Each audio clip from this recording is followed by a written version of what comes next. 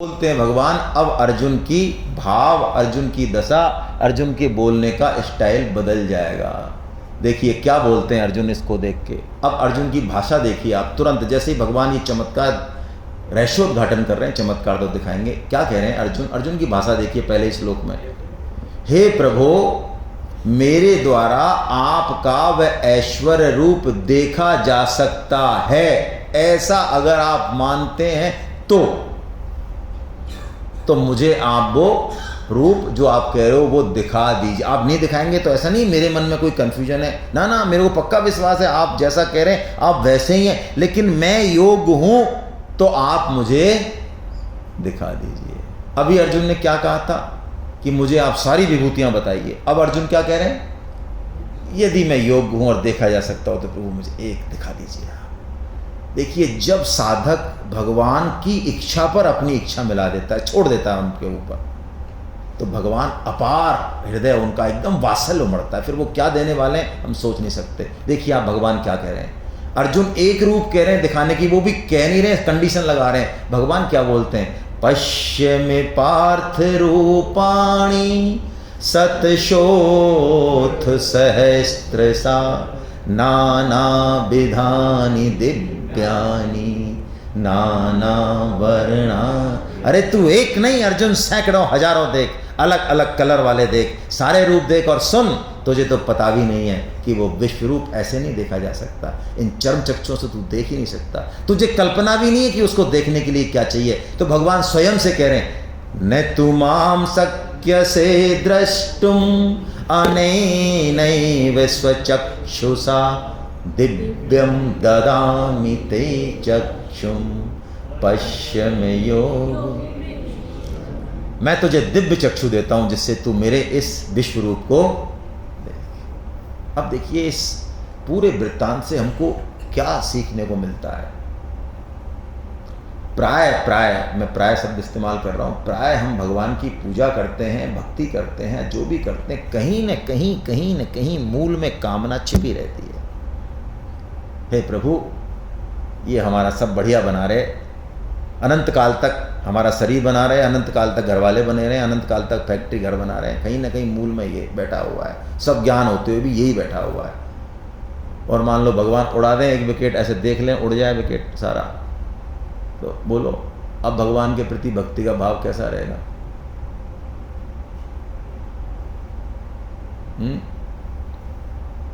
लेकिन एक बहुत रहस्य की बात है भाई, भागवत में खोला है भगवान ने कि मैं जिस पे कृपा करता हूं उसका धन, उसका ऐश्वर्य, उसका आश्रय हर लेता हूं। विशेष कृपा करता हूं, सामान्य कृपा करता हूं तो धन धान्य बना रहने देता हूं। जिसको हम कृपा मानते हैं वो कृपा नहीं है, वैष्णव उसको कृपा नहीं मानता। हम जो कहते हैं ना, अच्छा कैसा चल रहा है भाई साहब भक्ति, अरे बहुत टॉप चल रही है तुम्हारी कसम, जिस दिन से गीता क्लास अटेंड करी उस दिन से तो एकदम बहुत बढ़िया है, घर में खूब धन आ रहा है, बच्चों की नौकरी लग गई, बहुत मौज है भाई साहब। ये मौज नहीं है भैया। नारद जी एक बार भगवान के साथ जा रहे थे तो रास्ते में एक बुढ़िया माँ दिखी उनको, जा रहे थे आकाश मार्ग से। वो बुढ़िया भगवान की भक्त थी, एक गाय थी और कुछ नहीं था। गाय पालती, खुद भी थोड़ा बहुत पाले थी, भगवान को भोग लगाती, गाय के अलावा बाकी दिन भजन में लगी रहती। तो नारद जी ने प्रशंसा की कि देखो भगवान बहुत अच्छी आपकी भक्त है और कोई इसका मतलब नहीं है संसार से, सबसे एक बस गाय पाल रही है, आपका भजन कर रही है। तो भगवान का किधर है, ऐसे देखा भगवान ने तो वो गाय मर गई। अरे भगवान एक भ्रकुटी तान दे तो अनंत सृष्टियाँ पैदा हो जाती हैं, तो गाय को करने में क्या। तो नारद जी ने कहा ये बढ़िया, हम तो अब एक गाय थी उनके, वो भी सल्टा दिया आपने, क्या करते हो आप प्रभु ऐसे। तो भगवान ने यही कहा, नारद ये बुढ़िया बड़ी शुद्ध हृदय से, हृदय में बड़ा प्रेम है मेरे प्रति, मैं इससे मिलना चाहता हूँ, लेकिन ये सारे संसार से तो छूट गई है, एक गाय में अटक गई है। ये एक गाय का आश्रय ले रखा है इसने, बस यही बाधा है इसकी और मेरे मिलन के बीच में। वो आश्रय भी हटा दिया भगवान। हम खड़े हो जाते हैं भगवान के दरबार में, और बुरा मत मानना लिस्ट भी ले जाते हैं साथ में, पहले वाली लिस्टों का भी थोड़ा बहुत धन्यवाद दे देते हैं। महाराज पहले की आपने 5-7 तो सल्टा दी, अभी 15-20 और लाए हैं, ये भी कर देना, वो भी कर देना। ये अब बताइए, इतनी छोटी सी हमारी बुद्धि है, हम मांगेंगे तो क्या मांगेंगे? संसार ही मांगेंगे। ये मांगते हैं हम, भगवान देना चाहते हैं अपार, पता नहीं क्या देना चाहते हैं, लेकिन जैसे ही हम ये मांगते हैं तो कृपा में आड़ लग जाती है। स्वामी जी कहते हैं आड़ लगा देते हैं। अब मांगने पे, क्योंकि हमें फ्री विल दे रखी है, स्वतंत्रता दे रखी है, भगवान को वो देना पड़ता है। फिर देना चाहते हैं अपार, इसलिए कभी भी खड़े हों, अरे माँ को पता है ना बच्चे को क्या चाहिए, और माँ को तो फिर भी भूल हो सकती है, भगवान की कभी भूल नहीं होती। भगवान को पता है, एक एक जीव का पता है इसको कब क्या चाहिए। कुछ यूथ दिख रहे हैं, मैं एक उदाहरण देना चाहता हूँ। हम लोग जब आरपीएससी की तैयारी कर रहे थे 96-97 में, तो नौकरी के लिए चूँकि प्रयत्न करते हैं, तो काफ़ी इंटरव्यू की तैयारी चल रही थी, तो इंटरव्यू कैसे दें ऐसा चल रहा था। तो एक अटेंड की हमने सेमिनार, वहाँ प्रोफेसर आलम सिंह है एक जोधपुर के, सॉइल मैकेनिक्स के बहुत बड़े प्रोफेसर हैं सॉइल के। तो डॉक्टर आलम सिंह आए वहाँ पे प्रोफेसर, मुझे उनकी बात अभी तक याद है, 30 साल बाद, 28 साल। तो उन्होंने बताया भी कैसे इंटरव्यू देना है, कैसे प्रेजेंट करना है, फलाना ठिकाना, वो ठीक है। फिर उन्होंने कहा देखो अब मैं तुमको एक लास्ट बात बताता हूँ। हम लोग 4 दोस्त थे, सबसे इंटेलिजेंट मैं था, इंजीनियरिंग उस ज़माने में सबसे इंटेलिजेंट मैं था। तो अब हम आज करीब 45-40 साल के बाद वो बता रहे थे हम कहाँ हैं चारों, तो बता रहे थे सबसे घटिया पोजीशन पे मैं हूँ। फिर उन्होंने कहा वो एक हमारे संग ढपूर संघ था, बिल्कुल वो ढपूर संघ कोई यूएसए में बहुत बड़ी कंपनी का मालिक है, और उनका एक बंदा बॉम्बे में बहुत तगड़ा बिजनेसमैन था। मतलब वो चारों का उन्होंने वर्णन किया विद नेम। तो उन्होंने कहा सबसे, यदि वैसे देखा जाए संसार के एंगल से, सबसे नीचे मैं हूँ। तो उन्होंने एक सूत्र दिया बड़ा प्यारा जो बड़े काम का है। उन्होंने कहा भैया मेहनत करो, है ना, अच्छे से इंटरव्यू दो, तुम्हारा सिलेक्शन हो जाए बहुत अच्छा, और नहीं हो तो उससे भी अच्छा। पता नहीं भगवान आपको कहाँ ले जाने वाले हैं, क्या कराने वाले हैं आपसे। जरा विश्वास करें उस पर, कोई बहुत अच्छा कराने वाले हैं आपसे। डरे ना, कॉन्फिडेंस लूज ना करें, कम से कम स्टूडेंट्स तो देखें इस चीज़ को। ये क्या यहाँ भगवान का संकेत है। अर्जुन बिल्कुल भगवान पे जब छोड़ देते हैं कि प्रभु आप, तो भगवान दिव्य चक्षु भी देते हैं और अनंत रूप दिखाते हैं भगवान। बस ऐसे ही, अरे हमने, आप यदि अपने ऊपर घटाएं, आपको ये बात हवाई फायर लगे तो मैं बहुत प्रैक्टिकल चीज़ें करूं। आप में से किसी को ध्यान है, हम में से किसी को भी, कि उसने मनुष्य योनि के लिए कोई फॉर्म भरा था?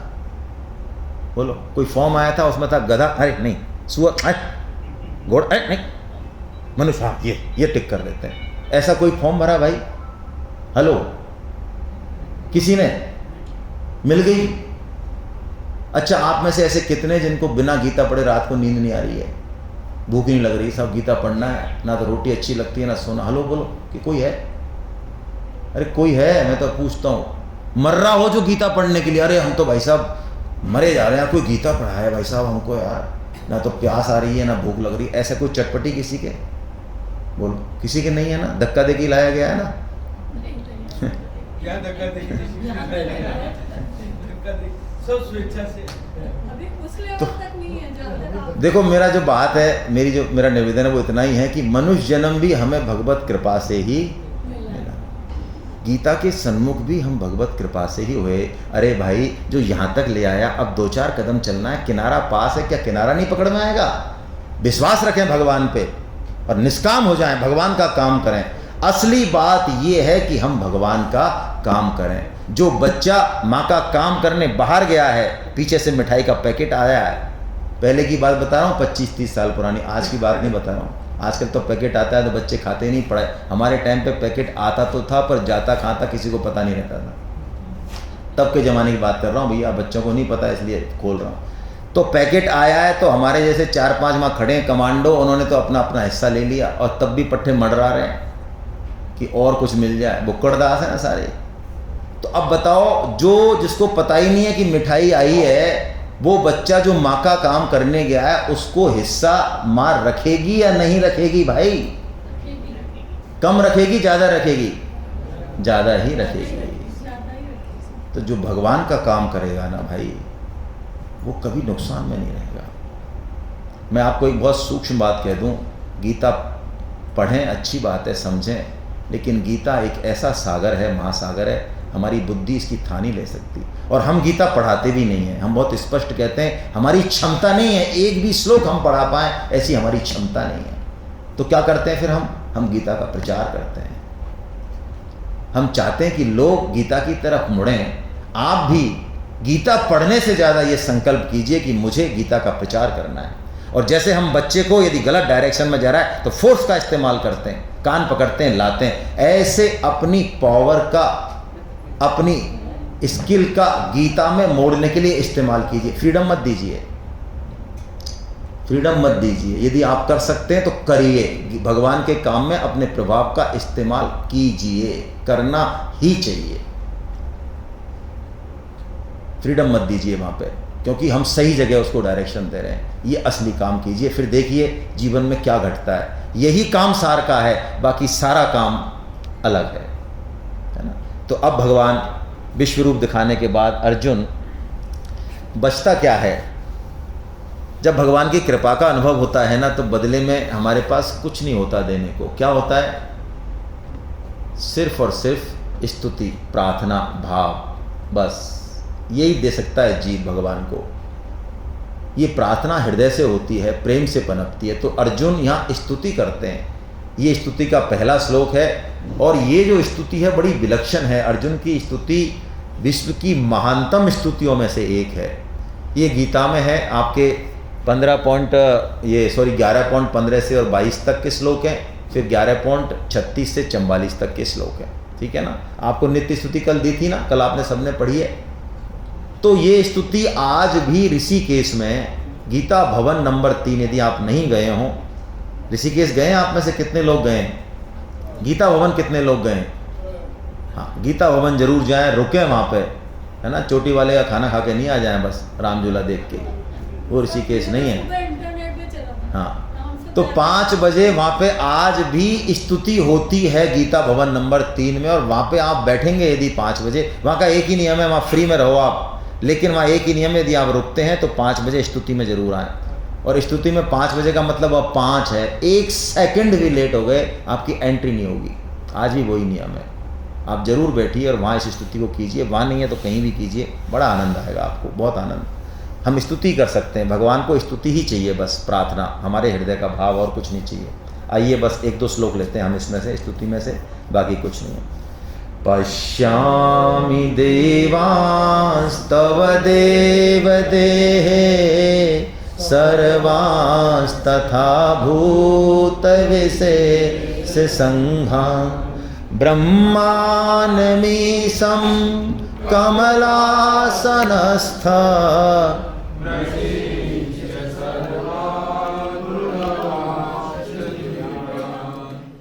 सखेति मत्वा प्रशभं यदुक्तं हे कृष्ण हे यादव हे सखेति अजानता महिमानं तवेदं मया प्रमादात् प्रणयेन वापि यच्चावहासार्थमसत्कृतोऽसि विहारशय्यासनभोजनेषु एकोऽथवाप्यच्युत तत्समक्षं तत्क्षामये त्वाम्।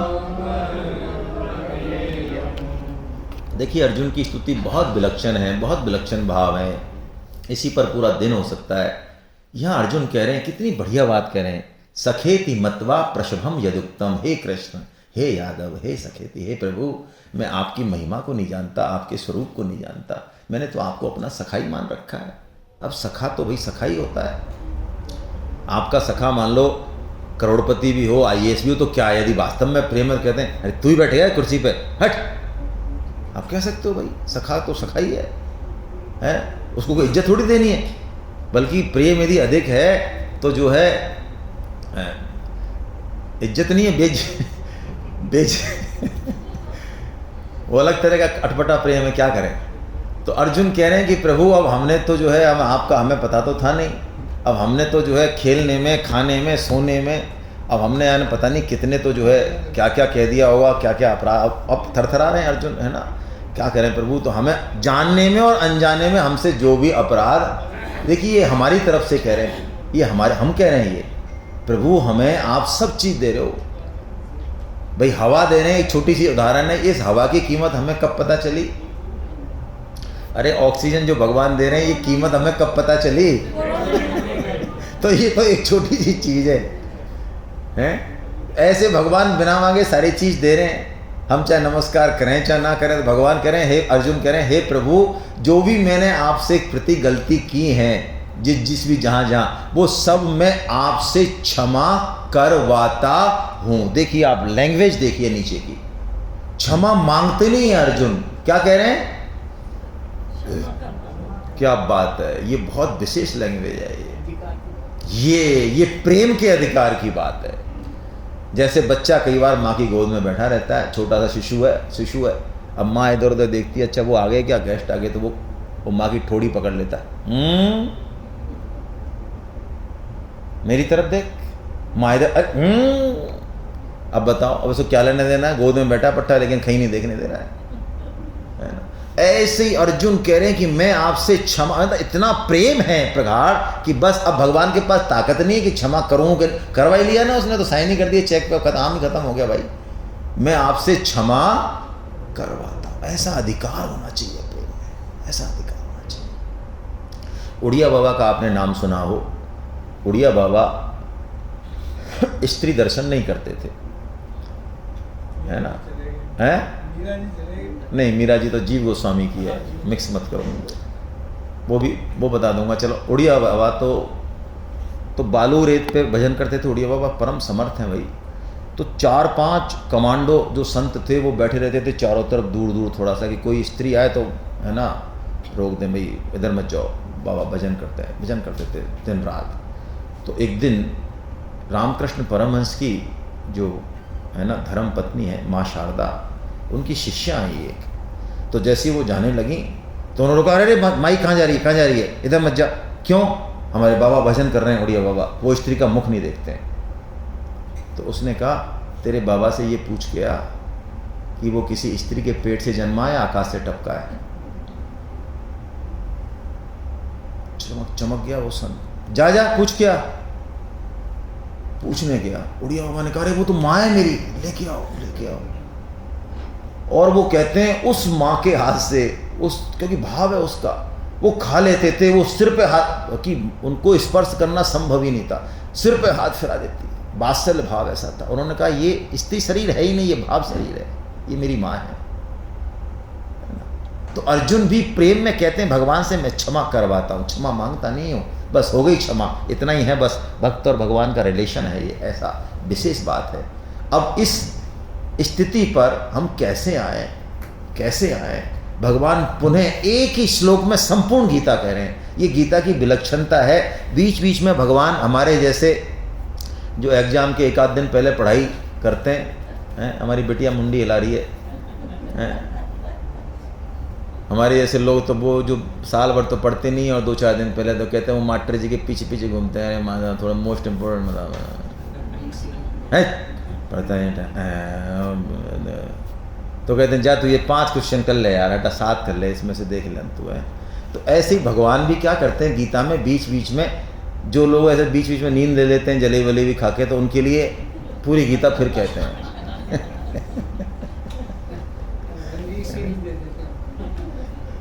1 वीक सीरीज का भी बाप है। चलिए आइए देखते हैं, ये श्लोक ऐसा है, इसमें पूरी गीता है, जो अब तक कहा भगवान ने, यही मजा है बस गीता का। एक श्लोक भी पकड़ लें, बात खत्म। मत कर्म कत मत परमो मद भक्त संग वर्जिता निर्वैर सर्वभूतेषु यह सै मामेति पांडव। वो मुझे ही प्राप्त होगा, इसमें कोई संशय नहीं। अच्छा क्या करे? 5 साधन बताए, साधन पंचक कहते हैं स्वामी जी इसको, जिसमें से 3+2 हैं, 3 तो करने के हैं, 2 नेगेटिव हैं, मतलब उनको भी हमको देखना है। मत कर्म कृत, अब हम कर्म करें तो किसके लिए करें? भगवान के लिए करें। देखो यहाँ सेमिनार में हम बहुत चुनिंदा श्लोक लेते हैं, हर श्लोक नहीं लेते। गीता अद्भुत है, आपको हर श्लोक को पढ़ना चाहिए। आपको भगवत गीता की क्लास ज्वाइन करनी चाहिए सबको, वो गीता पढ़े हुए हैं तो भी और नहीं पढ़े हुए हैं तो भी। यहाँ क्लास चलती है आपके भीलवाड़ा, मैं तो कह रहा हूँ 100 लोग हो जाने चाहिए उसमें, इतनी बड़ी नगरी है भीलवाड़ा की। और आगे सेमिनार हो तो जरा बिग सेमिनार हो भाई, अपने प्रभाव का इस्तेमाल करें। हर व्यक्ति जो सेमिनार में आए कम से कम 4-5 लोगों को लेके आए, तब तो उसने गीता सुनी, नहीं तो कुछ नहीं सुनी, ध्यान रखना। हमें बहुत जरूरत है भगवत गीता की प्रचार करने की। किसी व्यक्ति को गीता सुना दिया आपने, रोटी पानी अन्न विद्या जो दी सबसे बढ़िया है, ये सबसे बढ़िया। शास्त्र कह रहा है न गौ प्रदानम न मही प्रदानम न च अन्य दानम ही तथा प्रदानम यथा बदंती ही बुधा प्रदानम सर्वेषु दानेषु अभय प्रदानम। सब दानों से अभय दान। अभय दान मतलब भगवान के सम्मुख कर देना, भगवान में लगा देना, गीता रामायण में लगा देना, वो चेंज हो जाएगा। अब वो सब काम खुद करेगा। खुद ही यदि अच्छा लगा तो खुद ही नहीं इसको एंजॉय करें, बांटें इसको।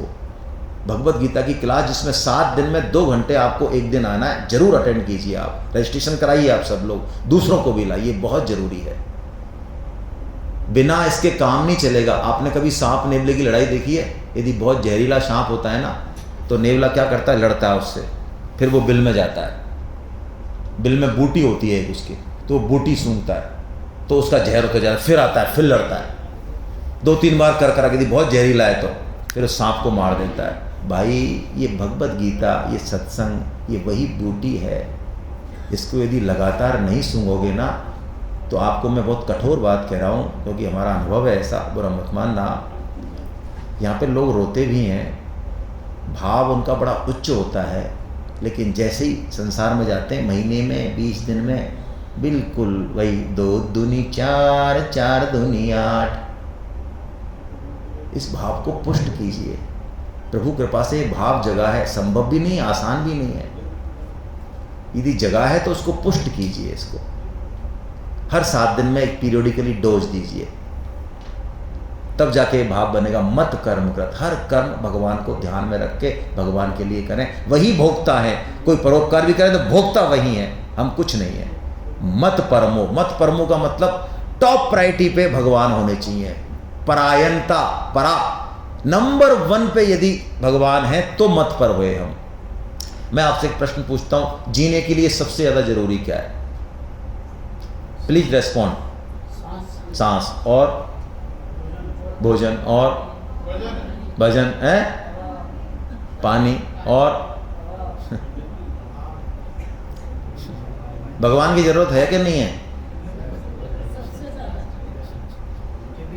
भगवान पे ध्यान नहीं गया हमारा है।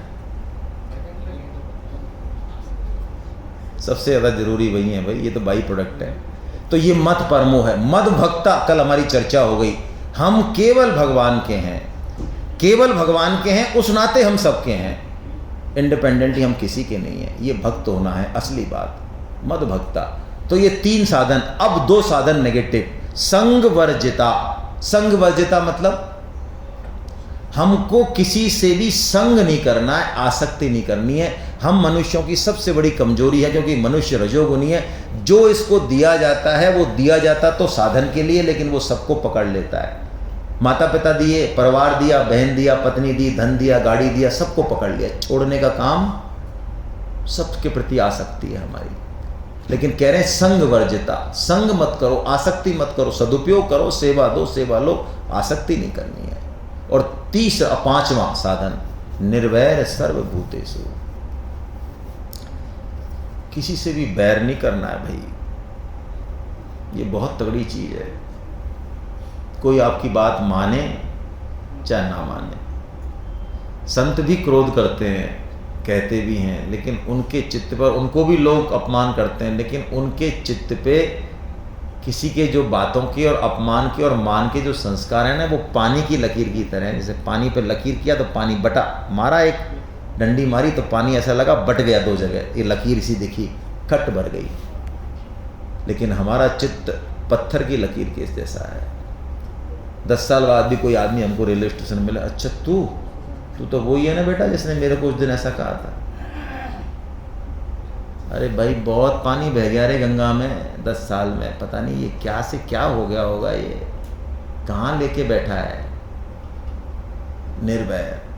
धर्मराज युधिष्ठिर महाभारत युद्ध से पहले द्रौपदी को ये कहते हैं, पांडव बैठे हुए, कि अभी भी चीरहरण हो चुका है, इतने तगड़े तगड़े काम हो चुके हैं, वो कह रहे हैं अभी भी यदि दुर्योधन आ जाए मेरे पास और कहे भैया तुम तो जंगलों में खूब तुम्हें प्रैक्टिस होएगी रहने की, तो तुम्हारे लिए क्या फ़र्क पड़ता है, तुम तो चले जाओ, ये सारा मेरे को ही दे दो,